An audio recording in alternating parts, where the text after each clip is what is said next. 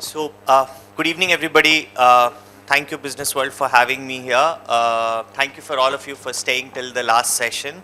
And we do understand this is the last session, so we'll try to kind of wind up a little earlier. But I think the topic that has been given to us is something really very important on redefining healthcare. And I guess all the key areas that have been identified here, it's largely on safety, making sure that we keep patient at the center of everything that we do, and how do we ensure that we raise the standards by inclusive growth. So all the three key features are very critical. On the other side, if you look at it from a safety perspective, definitely, few pieces in healthcare like infection control or infection that are acquired in the hospitals, medication errors, and a lot that is spoken about. Diagnostic errors today definitely top the charts, though there is a lot of technology that is being used today to improve healthcare and the outcomes, but still this remains as a problem. When we look at the larger population in the country, that is still is devoid of the basics of healthcare that they should have. I think inclusive growth also remains a challenge, though there are a lot of initiatives that we are working towards as a country. But I think still there is a lot that needs to be done in that space. So with that basic premise, let's hear our panelists today, who are definitely experts in their own fields and have a lot of accolades to their CVs and to their life and their journey. So would like to start with some of the, so one of the area to understand from Dr. Urvashi first, because you have been with into a lot of public health and implementation systems and public and private implementation systems as well. There are a lot of initiatives that talk about patient centricity. How do you keep patient at the center of everything? But then if we look at also the scale of implementation that is involved, that we have to take care of while we are in our country, and we know about that very well. There are always gaps in implementation when we consider that. So what are the strategies you would advise or you think would definitely help in the long-term future to improvise or cut these gaps and ensure that we have a better system of implementation, and also we look at patient centricity at a larger scale?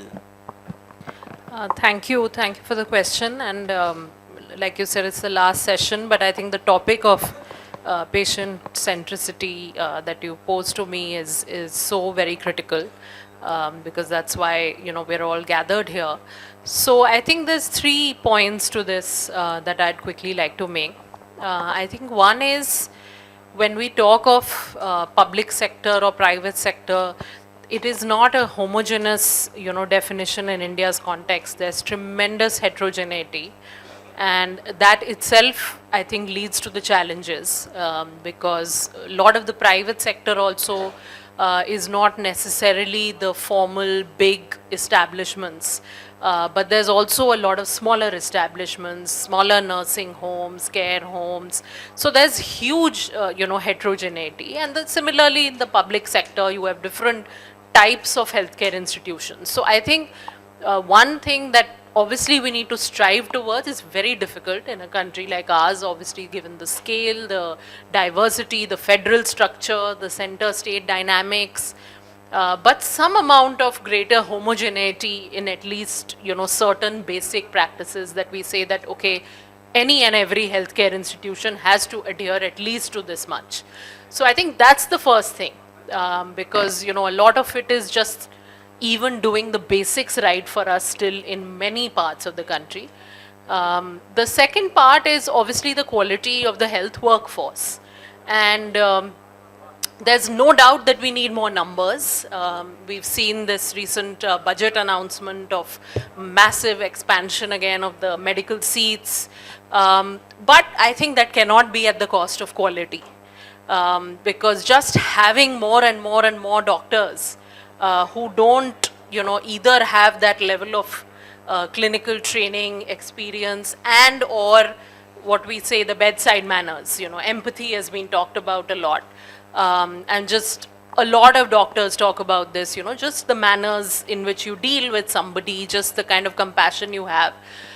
So if we just keep churning doctors out like it's some sort of a factory, that concerns me. So I think we need more of every type of, health professional in this country. We need more public health professionals also, which right now we just don't have enough of.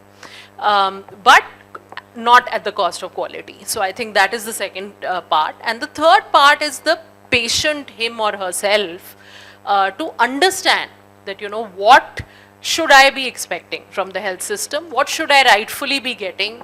What can a doctor do for me? What can he or she not do for me? It's also very important to put that out, because I think sometimes because we have this that, doctors are gods. So then what happens is that it kind of takes away from the professionalism of that relationship, and the patient starts expecting that, okay, the doctor's just going to do miracles for me no matter what, right? So I think it's important to educate the patients also that, okay, these are your rightful expectations. These are the services you can expect, from your doctor or your health system, but these are limitations also, that he or she can't solve for everything. So I think educating, empowering patients is also, and which means the whole public really, and that's why health is such a difficult sector, because anybody can be a patient anytime. So you need to do that kind of, education at tremendous scale, where patients understand, because healthcare is a field of tremendous information asymmetry. It's not like buying another service or another product. You are dealing with a space that you really don't understand as a patient, if you're a lay person, and that might even be your first kind of brush with the health system. So there's tremendous information asymmetry that we also need to bridge. So I think both supply and demand side issues we need to tackle if we are to truly, achieve that patient-centric care across India's health system, not just in a few islands of excellence. Yep, so thank you. I think very well enumerated and summarized all the points or the key areas that we largely need to look at when we talk of patient centricity.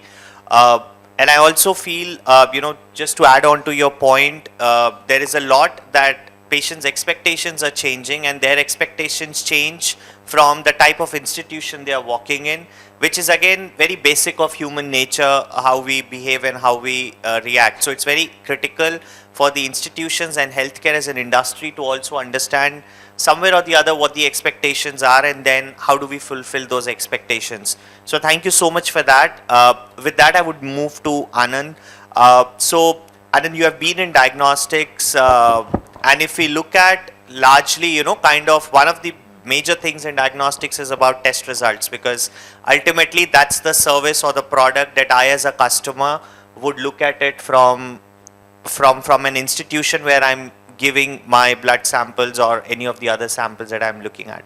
So how do you address this, or what's your suggestion on how do we address these challenges of variability in the test results that come in? If you look at different institutions, different organizations, how can we develop some level of standardization for the country largely? Not from an institution perspective, not from largely from a certification, but as a country perspective, how can we lay down these standards as to what will help us to make sure that there are not many gaps in the type of results that are seen with different labs, for example? Thank you, Gaurav.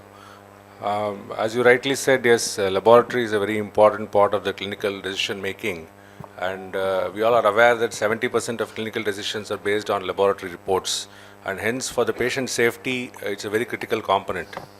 And one of the studies in the US also says that 40% of the medical errors are on wrong interpretation of reports. Even the reports that are seen, many results are missed out because the doctors are not able to really have time to go through those reports and take decisions.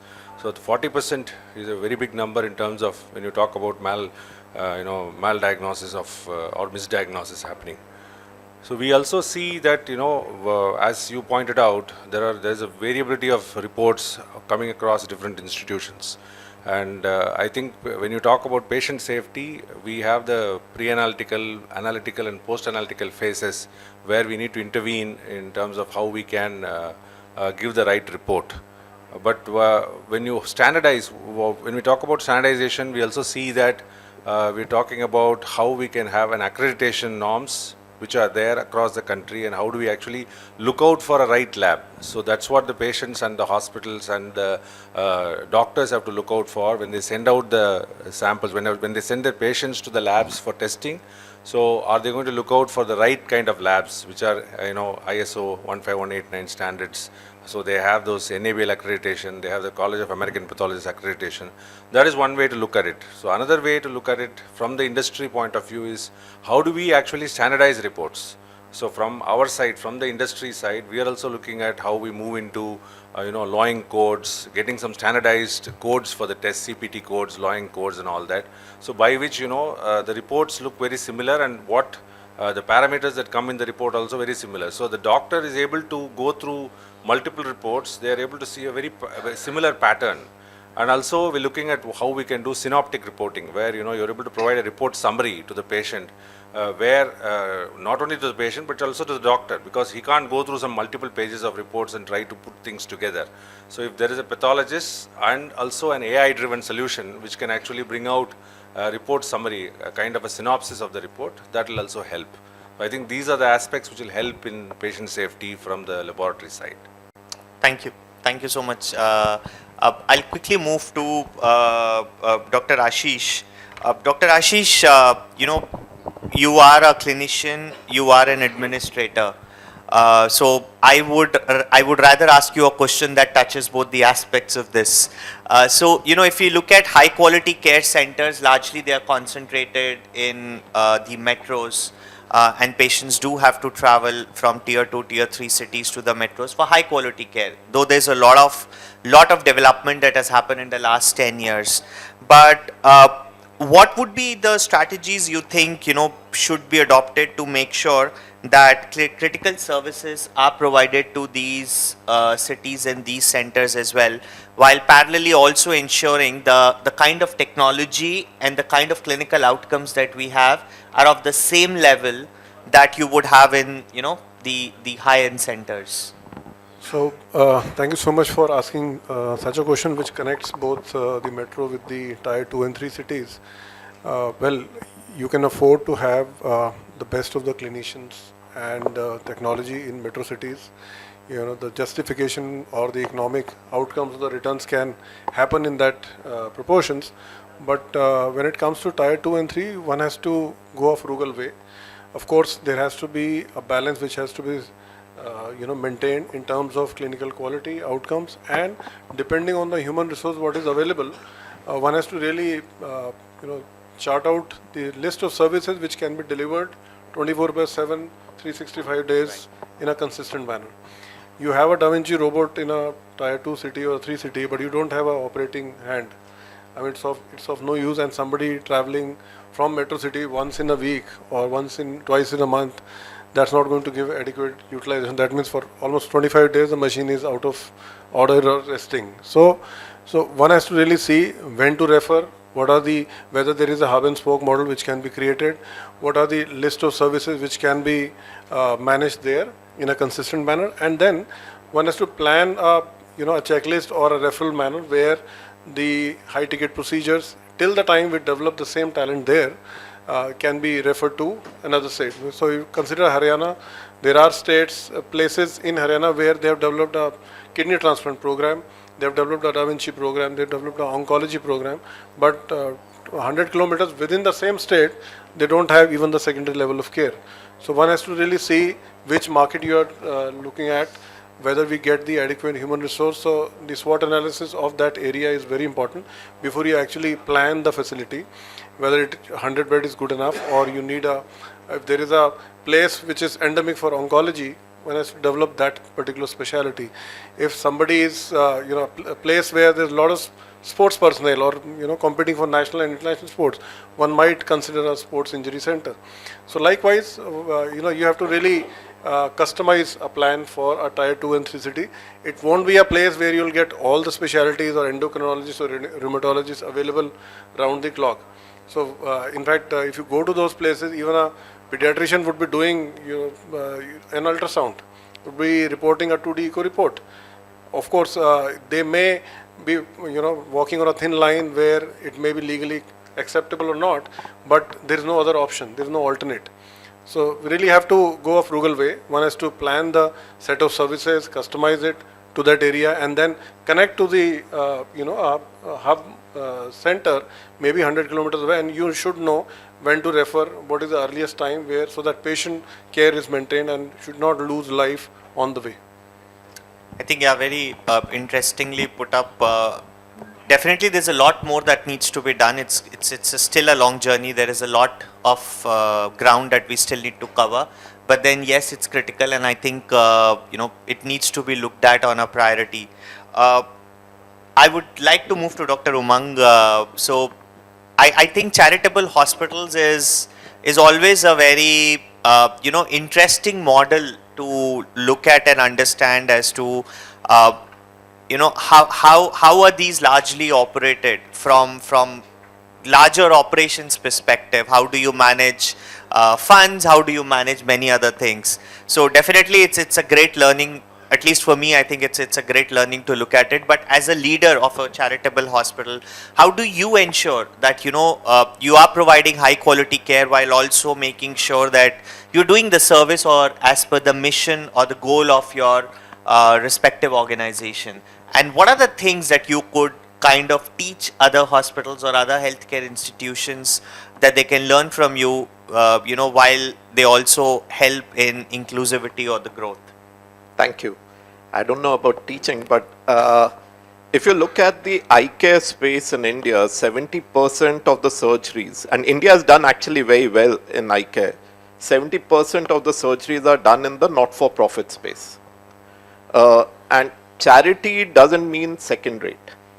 On the contrary, to make it effective, and it's moved from a pure charity model to a cross-subsidy model, where patients pay, those who can afford to pay, and with that we do charity. Like in Shroff, 50% of the work that we do, we are mandated by our board to do completely free for the very poor. But at the same time, Dr. Kalam came for surgery to our place. So it's presidents to the penniless that we tend to take care of. If you look at research, places like LV Prasad, Shroff, Arvind, do the best quality of research in the country. Not just in eye care, I would say the highest number of publications come out from these places. So charitable models are definitely viable, and quality is the key to it. Patients, you have to take it to a level where you are the best in the field. Like for example, our place, we would have the best stem cell work in the country, to pediatric care, to tumors in the eye. And so people would come to you and choose to come to you, and they would pay for it. And with that, we look after those who cannot afford, and operationally we break even. And when you do charity, yes, philanthropy comes in to support. So capital expenditure generally comes through grants, while the operational costs are met through the quality of care. And so you're not dependent on funds to give salaries, maintenance. You earn that through your patient accruals, while the civil societies, corporate social responsibility, philanthropy supports some of the work that we do. And that's the model by which most of these charitable hospitals today are working and actually taking care of the need of the society. Great, interesting. Thank you so much. And I very recently visited LV Prasad, though I've been in Hyderabad for almost 15, 16 years. I think it's one of the finest institutions. I'm an alumni of Yes, Prasad. great. I Yeah. think we're very lucky to be one, but then definitely one of the very finest institutions, and I think it's definitely better than many of the even private institutions. So great. So thank you so much for sharing that. Since we are running short of time, I would request each of our panelists to please share a very quick closing comment from your side. So we'll start with you, Anand, and go this side. I think when it comes to patient safety, I think the two things, one for the doctors and patients and another is for the industry as a whole. As I told earlier, so the doctors and patients should look for accredited laboratories and laboratories which offer a large test menu. And from the industry side, we are looking at standardizing in terms of how we can use lawing codes and how we can use a standardized format through which we are able to offer summary reports as well, synoptic reporting. And a sort of a cross-functional team will be set up to make sure that we are able to have a coordinated effort in terms of how reports happen and how do we use AI and the data that we generate to provide actionable insights that can be derived from these data that we have. So that will be the driver for patient safety from the side of the laboratory. Thank you. So as far as private healthcare institutions go, I think core always remains the patient's care, and centricity involves all around having a good coordination between the medical and non-medical team. And I strongly feel that once that is in place and you set up the right set of operating hands, physicians, and have a good technology, centricity is going to happen once we follow all these accreditation and quality norms. Last 7 years, I have seen that following NABH has really helped us, improve the quality of procedures, and more so, above all, the safety of the patient while the patient is in the hospital, because most of the medical errors would happen within the hospital through in one of the remote corners by a nursing staff who has just joined, still in the training period or just getting to know about the codes and the HIA system. So I feel that area has to be plugged, and that can only plug if we follow each and every principle by heart, and the education and training and again imbibing those principles, so that the safety is met. Once that is in place, rest of the things, the clinicians, they are best in the world, and technology, we already have everything in place. So there is no doubt why we can't be profitable. At the same time, the patient centricity continue to be maintained. Thank you. Yeah, so I would just say in conclusion that I think regardless of which, whether it's public, private, which funding model we choose to adopt, like was mentioned, which geography we choose to operate in or problem we choose to serve, or we use a cross-subsidization approach to help the poor patients. I think whatever is the mechanism, that patient centricity has to be at the heart. And I think the patient-provider relationship is so sacrosanct in healthcare. I think even one breach of that is something you'll never forget, right? And you'll always remember if you had that one bad experience or that, one thing went wrong. So healthcare is one of those very unforgiving fields also. So I think we have to do everything that we can do to maintain the sanctity, the trust in this relationship. However else we manage other things is to be seen. But I think once the trust breaks, then everything breaks. So we must, find ways to keep preserving that. Yeah, so I think excellence, there's no doubt, as everybody is saying, excellence is something that you need to focus on. But excellence alone is inadequate if it's inaccessible to most. So excellence has to come with equity. And you have to build systems that are not just islands for a few. So, and India's population offers that. You can work on economies of scale, that you can deliver excellence with equity. Just talking of excellence and quality is inadequate.